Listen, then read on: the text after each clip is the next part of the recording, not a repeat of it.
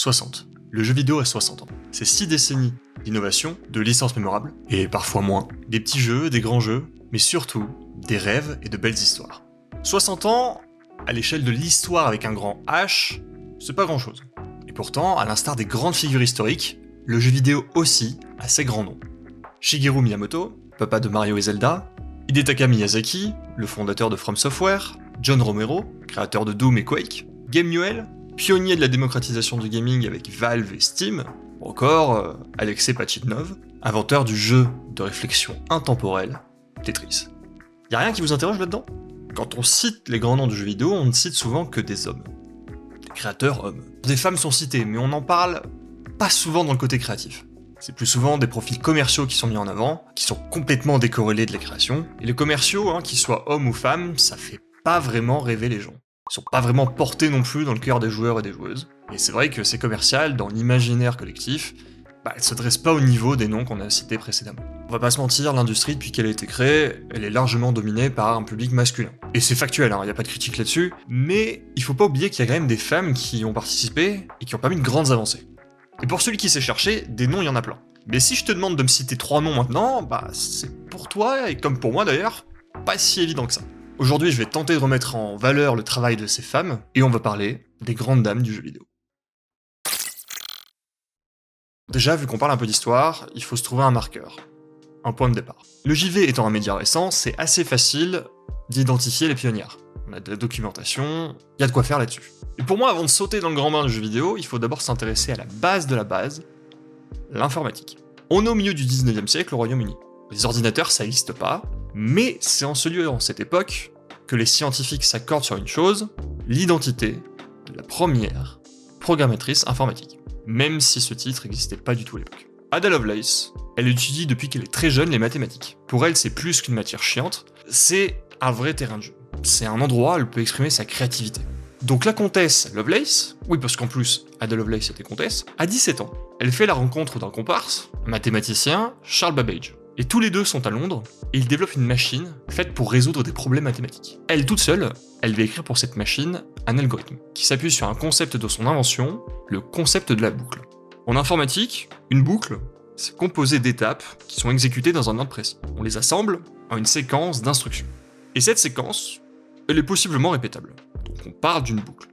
Et pour faire simple, la boucle, c'est encore aujourd'hui le cœur des cœurs de tous les programmes qui font fonctionner vos ordinateurs et vos consoles de jeu.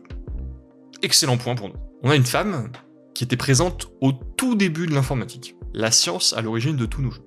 Et au-delà de ça, on va en trouver plein d'autres qui, dans ce siècle-là et le siècle d'après, vont apporter des avancées considérables à l'informatique. Ida Rhodes, par exemple, créera le C10, un des premiers langages informatiques pour un ordinateur commercial.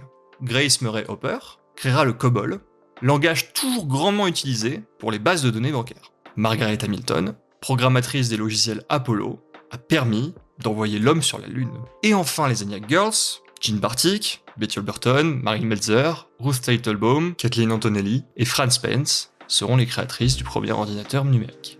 Mais on n'est pas là pour parler des grandes dames de l'informatique, mais bien celles du jeu vidéo. Donc je vous propose un petit saut en avant, en plein cœur du sujet. Et on arrive au XXe siècle.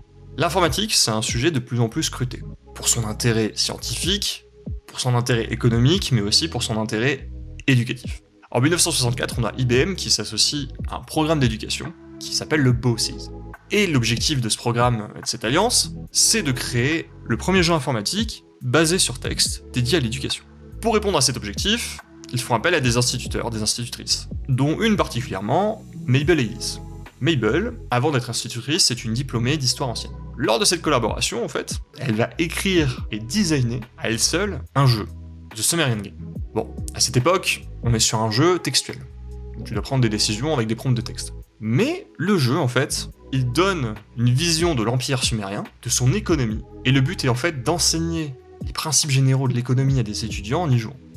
Si vous êtes habitué des jeux de stratégie, ça vous parle un peu. Donc on serait peut-être un peu sur l'ancêtre de ce genre de jeu. Et je dis pas ça à la légère, parce qu'en fait, The Sumerian Game, il va pas s'arrêter à ça, car il va être repris une première fois en 68 sous le nom King of Sumeria, puis étoffé en 71 sous le nom d'Hammurabi. Et Hammurabi, il sera considéré à son tour comme l'ancêtre, le plus vieux jeu de city building. Donc si vous me suivez depuis le début, on peut dire, par extension, que Mabel Hades a permis la création de SimCity et Civilization. Mais on va un peu plus loin, car dans les années 70, le jeu vidéo devient un peu plus qu'un outil. On commence à trouver dans cette nouvelle technologie un véritable intérêt pour autre chose, le divertissement. Et dans cette nouvelle décennie, dans la continuité des travaux de Hades, un genre de jeu fait fureur, les jeux d'aventure textuels. Sauf que, le problème est dans le nom. C'est un jeu d'aventure textuel. C'est un jeu basé sur la lecture d'un texte et la prise de décision en fonction de ce texte, avec des choix multiples. Fun, sûrement, en tout cas pour l'époque. Beau et attirant des nouveaux joueurs, pas vraiment. Pas de ouf. Roberta Williams, en tant que joueuse de ce genre de jeu, mais surtout en tant que développeuse, elle le comprend très bien. Elle va donc trouver un moyen d'ajouter des illustrations graphiques, et cette démarche, ça donne Mystery House en 80. Un jeu avec un environnement certes minimaliste, mais quand même un décor. Et Roberta, sans le savoir, elle venait de créer un nouveau genre, les jeux d'aventure graphique, qui donneront très peu après le point and click. Concept qu'on retrouvera d'ailleurs dans Phantasmagoria, qui est un jeu de son invention, ou dans le très célèbre Monkey Island, qui n'est pas un jeu de son invention. Niveau grande dame, je pense qu'on est déjà bien. Mais être une pionnière dans cette industrie, ce n'est pas la seule façon d'être reconnue dans le jeu vidéo. À partir des années 80, le jeu vidéo est clairement identifié comme une potentielle énorme machine à cash. Et on s'intéresse à des profils qui peuvent créer des succès. Carol Shaw sera une des premières femmes à rencontrer un succès commercial avec un de ses développements. Elle va commencer d'abord sa carrière chez Atari en 78, puis après plusieurs projets, elle va rejoindre Activision en 82. Et la même année, elle va créer un jeu qui va se vendre à plus d'1 million d'exemplaires, River Raid. Et croyez-le ou non, le succès de ce jeu, à cette époque, est lié en grande partie à ses graphismes. Bon ok, en voyant les images, ça peut vous faire sourire. Il faut se dire qu'à l'époque, on était très limité sur ce qu'on pouvait afficher sur un écran. On avait très peu de mémoire dans les cartouches, ce qui faisait que tout ce qui était affiché, chaque détail était priorisé, on n'avait pas trop le choix. Et c'est avec cette contrainte en tête que Carol Shaw a créé son jeu. Déjà, première différence, elle a décidé de créer un jeu en scrolling vertical, ce qui se faisait assez peu à l'époque. En plus, le jeu étant un jeu d'avion vu du dessus, elle n'avait pas vraiment besoin de passer énormément de temps sur les détails de l'arrière-plan. Il y avait seulement une différence de couleur, bleu pour l'eau, vert pour la terre. Tout simplement. Avec ça, elle a pu économiser de la ressource pour faire en sorte que les ennemis, qui étaient des tanks, des hélicos, des bateaux, aient des détails supplémentaires. Ce qui fera que oui, comparé aux autres jeux de l'époque, River Raid était une vraie prouesse graphique. Et pas du tout une soupe de pixels difformes comme E.T. par exemple. Et on comprend avec ça comment le jeu a fait pour se vendre à plus d'1 million d'exemplaires. Et pourquoi elle recevra très récemment un titre honorifique au Game Award pour l'ensemble de sa carrière. À partir de là, on arrive dans le début des années 80. Et l'industrie du jeu vidéo, plus qu'une extension de l'informatique, ça devient une industrie à part entière. Et c'est dans ce nouveau terrain de jeu que de nombreuses personnes, de nombreuses femmes, vont pouvoir briller. Ryoko Kodama est l'exemple parfait de cette époque. Arrivée à Sega Japan en 84, elle était de prime abord destinée à faire une carrière dans le graphisme publicitaire. Elle va se découvrir cependant une véritable passion pour le graphisme du jeu vidéo. Après avoir participé à la création de personnages pour des jeux d'arcade chez Sega, elle ne va faire que monter dans sa carrière jusqu'à devenir directrice artistique de Phantasy Star en 87. Et ce jeu, ça sera un marqueur historique important du genre RPG. Ça sera la réponse de Sega au jeu Dragon Quest, qui avait été créé par Enix et qui avait rencontré un énorme succès. Sauf que, là où Ryoko Kodama va apporter une nuance, c'est que Phantasy Star ne va pas être écrit comme les jeux de l'époque. Déjà, chose rare, il aura une héroïne féminine. Mais en fait, on n'a rien à foutre. Attendez. Ce que je veux dire, c'est que le genre de l'héroïne importe peu finalement. Parce qu'elle va écrire le scénario avec une idée plutôt novatrice pour l'époque, mettre à l'écart les clichés féminins et masculins de ses personnages, pour diriger l'écriture vers un objectif commun, faire vivre le joueur, un véritable space opéra. Le jeu Phantasy Star, déjà assez pionnier de par son influence science-fiction, il se démarquera très fortement des RPG. Il sera un énorme succès commercial qui amènera Ryoko Kodama à gagner le titre de première dame du RPG. Je vous rassure, on cite beaucoup de japonais, d'anglais, d'américains, mais les françaises ne sont pas en reste. À cette même époque, en Martinique, nous avons Muriel Tramy, qui à l'origine est une ingénieure en aérospatiale. Déjà c'est claque. Muriel Tramy, elle va créer Mewilo aux côtés de l'écrivain Patrick Chamoiseau. Un jeu qui va s'inspirer d'une légende martiniquaise, la légende des Jarres d'Or. Alors ça sonne super bien comme ça, mais en vrai c'est pas si fun. La légende des Jarres d'Or, Elle se place dans un contexte de révolte d'esclaves au XIXe siècle. Les maîtres des plantations voulaient sauver leur or d'une façon assez cruelle. Ils faisaient creuser un trou par leur plus fidèle esclave, l'ensevelissaient avec le trésor, pour que son esprit puisse le garder et éloigner les curieux. Au-delà de cet impact historique, mais Willow, c'est un très bon jeu, très bien équilibré. Entre la revendication contre l'esclavage et son côté divertissant. Il faut noter qu'à cette époque, Noël Tramis est déjà l'une des rares représentantes françaises dans le jeu vidéo.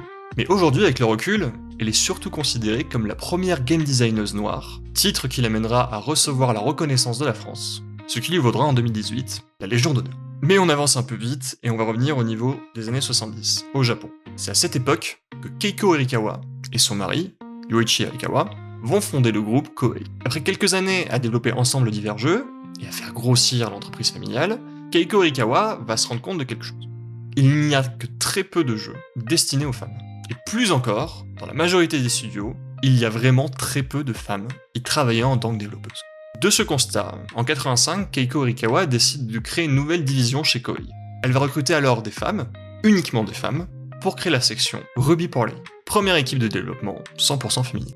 De cette décision va ressortir un genre de jeu vidéo créé uniquement par les femmes, pour les femmes, les Otome Games.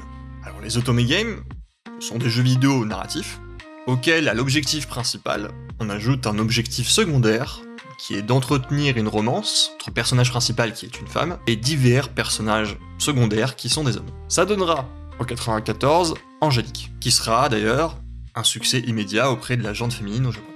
Et puis limiter le travail d'Erikawa sur les Otome Games, ça serait mentir. Koei, aujourd'hui, toujours gérée par elle, son mari, et maintenant ses enfants, c'est une entreprise qui est un des géants du secteur. Qui fait qu'aujourd'hui, Koei compte des licences mémorables comme Ninja Gaiden, Dead or Alive ou encore Wulang, Fallen Dynasty. Je vous vois ceux qui soufflent au dernier rang, si on s'écarte du genre Otome, qui a assez mal vieilli et qui est pas vraiment d'actualité en 2024, on se l'accorde, on peut considérer la carrière de Keiko Arikawa comme une conclusion à l'ensemble des femmes que j'ai citées précédemment. Là où chacune d'entre elles avait apporté individuellement des fondations aux jeux vidéo d'aujourd'hui, Keiko Arikawa, ça sera la première femme à réussir le tour de force d'ouvrir en grand la porte à la féminisation de l'industrie. On approche doucement de notre époque, et nous sommes en fin 90. Là, la démocratisation du jeu vidéo se met en place. Après le fouillis des 30 dernières années, avec des multitudes d'essais, parfois bons, parfois mauvais, pour créer des machines et des jeux efficaces, l'industrie, elle va commencer à se polariser entre deux pôles. Les consoles, présentées par Nintendo, Sony et Microsoft, et le PC. Cette stabilité, elle va amener une démocratisation de plus en plus facile du jeu vidéo. Autrefois considéré comme un loisir de niche, carrément critiqué, le jeu vidéo devient de plus en plus un art à part entière jusqu'à être considéré comme le 10e art.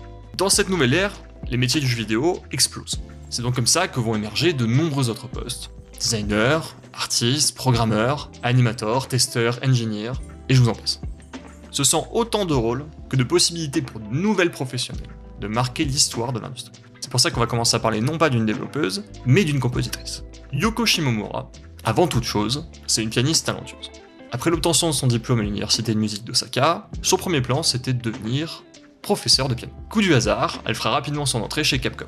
D'abord au sein de leur groupe de jazz, Alphila, qui créera la BO de Street Fighter 2. Puis, Yoko Shimomura finira par rejoindre Squaresoft pour créer en premier lieu la BO de Parasite Eve, mais aussi de Legends of Mana. Et c'est après l'explosion de Legends of Mana que son nom commencera à être salué et reconnu partout. Et aujourd'hui, Yoko Shimomura est considérée à juste titre comme la compositrice la plus reconnue du milieu, avec à son actif des licences comme Mario Luigi, Super Smash Bros, mais surtout Kingdom Hearts et Final Fantasy. Quitte à citer la musique, il faut citer son autre pendant artistique, le graphisme. Et à cet égard, Ikumi Nakamura est probablement l'un des meilleurs exemples. Pour elle, tout va commencer dans l'enfance, avec ses premiers souvenirs de jeux vidéo, qui sont des parties de Resident Evil et de Devil May Cry. Quelques années plus tard, après des études dans une école d'art de Tokyo, elle va rejoindre Capcom en 2004. Elle travaillera d'abord sur le background art de Okami, puis elle passera chez Platinum Games et Tango Gameworks. Ce qui rend la carrière de Ikumi Nakamura remarquable, c'est qu'en une quinzaine d'années, elle a exercé tous les métiers du graphisme du jeu vidéo. Et ça, sur des licences reconnues comme Bayonetta, Marvel vs Capcom, Street Fighter, Evil Within ou Ghostwire.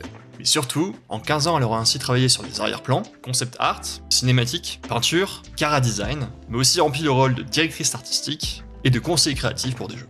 Aujourd'hui, ça reste d'ailleurs un profil à suivre, car elle vient de créer son studio, Unseen, qui promet, si on se réfère à ses précédents travaux, de très belles images. Je ne pouvais pas passer à côté du profil le plus emblématique du jeu vidéo moderne. Kim Swift, elle est connue pour avoir participé à la création de Narbacular Drop. Quoi, vous connaissez pas? C'est le jeu où on a des portails démoniaques bleus et oranges qui nous permettent de naviguer dans une prison infernale. Bon, je vous fais marcher. Mais la description peut peut-être vous aider, car Narbacular Drop, qui est un jeu un peu plus niche, est le prototype d'un jeu dans la même veine, Portal. Bon, pour en revenir à Kim Swift, ce sera la leader sur le développement de Portal. Jeu qui, on le rappelle, a été commandé en direct par le boss de Valve, Gabe Newell. Et son héritage, il va aller au-delà de ses créations. Car son parcours, c'est une source d'inspiration pour de nombreux développeurs et développeuses. Elle va prouver que, en tant qu'indépendant, avec peu de moyens, on peut se faire une place dans une industrie du jeu vidéo face à des concurrents disposant d'enveloppes illimitées. Car Portal sera le premier exemple d'un jeu qui cartonnera en partant d'un projet sommaire de quelques étudiants. Après ça, j'ai encore beaucoup de profils que j'aurais pu vous citer. Mais j'ai essayé de déployer ici ce qui, à mon sens, étaient les principaux à retenir. La liste, elle n'est pas du tout exhaustive. Et je serais ravi d'ailleurs de lire vos commentaires avec vos ajouts perso. Comme présenté au début, je voulais éviter les profils commerciaux. Mais j'aimerais quand même en citer deux. Deux profils de femmes qui portent des actions très fortes pour la féminisation de l'industrie. On a donc Paulina Thornvix, créatrice à seulement 20 ans de son propre studio de jeux vidéo mobile, puis game producer, connue pour ses rôles chez Activision et Ubisoft, et enfin, militante aujourd'hui pour la diversité et l'inclusivité dans l'industrie. Mais aussi, Julie Chalmette, qui a présidé pendant 2 mandats le syndicat des éditeurs de logiciels de loisirs, qui surtout a co-créé Women in Games, association qui promulgue la mixité dans l'industrie. Au-delà de l'ensemble des noms cités dans cette vidéo, je vous invite, si vous êtes joueur et que vous appréciez des licences, à explorer. Explorer un peu plus les coulisses de création. Car depuis quelques années en plus, les studios y donnent de plus en plus de visibilité sur leur travail, sur les processus, il y a des blogs, des vidéos, et j'en passe. Et c'est une super occasion d'apprécier les détails, et peut-être de découvrir d'autres travaux de créateurs et de créatrices que vous appréciez sans le savoir. Dans tous les cas, moi j'espère que cette vidéo, elle inspirera de futurs créateurs, et ma conclusion sera simple. Merci à vous mesdames, mais aussi messieurs, de nous avoir permis de rêver.